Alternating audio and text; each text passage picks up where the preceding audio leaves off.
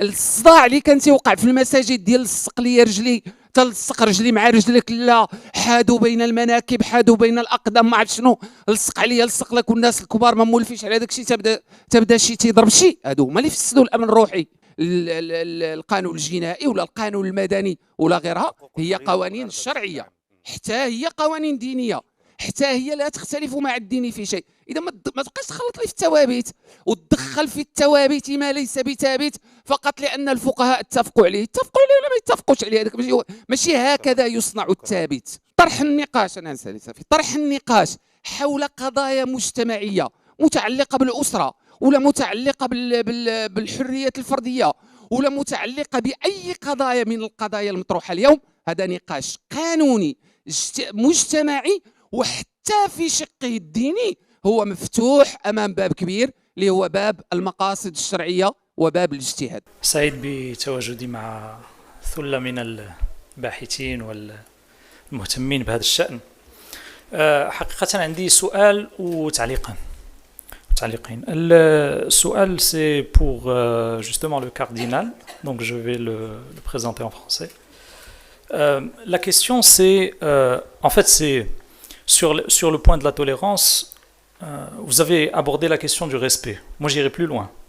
C'est-à-dire que chez nous, on a plus que le respect. On a le sacrifice, on a la protection et on a même l'excellence.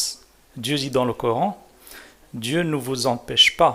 لا ينهاكم الله عن الذين لم يقاتلوكم في الدين ولم يخرجوكم من دياركم أن تبروهم وتقسطوا إليهم. C'est-à-dire que Dieu ne vous empêche pas par rapport à ceux qui ne vous font pas du mal d'être juste avec eux, et plus que ça, d'être bon et excellent avec eux. Et donc ça c'est un point que je voulais ajouter, c'est-à-dire que pour moi dans ces dimensions ça va encore plus loin. التعليق الأول هو في الحقيقة هو من الناحية المنهجية.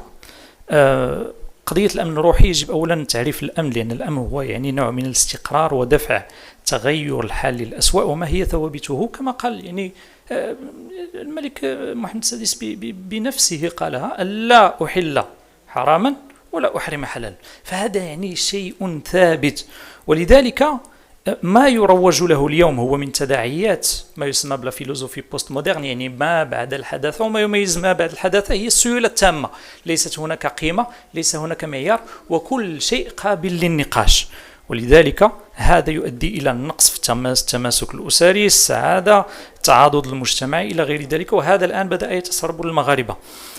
ومن هذا الباب كندوز للتعليق الثاني، هو أن القضية ديال الإشارة للثوابت وفعل العكس، يعني قول الإشارة إلى الثوابت وفعل العكس في الواقع وفي الكلام، هذا من تجليات الفكر السائل ما بعد الحداثي الذي بدأ مع ميشيل فوكو كما تعلمون، ويعني جاك ديغيدا إلى غير ذلك.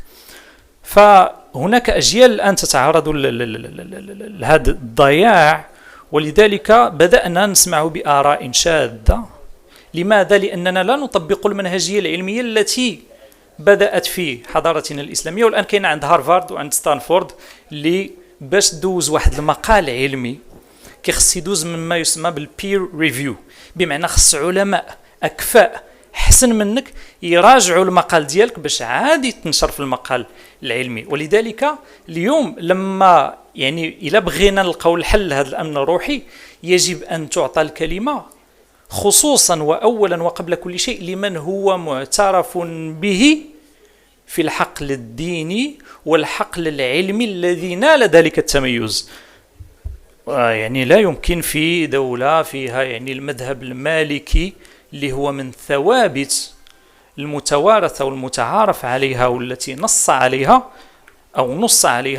أن يعني يتم تقديم آراء اللي كنشوفوا اليوم كتروج في المواقع ديال التواصل، اللي كتقول بأن الثوابت اللي ماشي غير المذهب المالكي المتفق عليه في المذاهب الأربعة، مثل أن العلاقات الزنائية شيء مرفوض وحرام، مثل أن يعني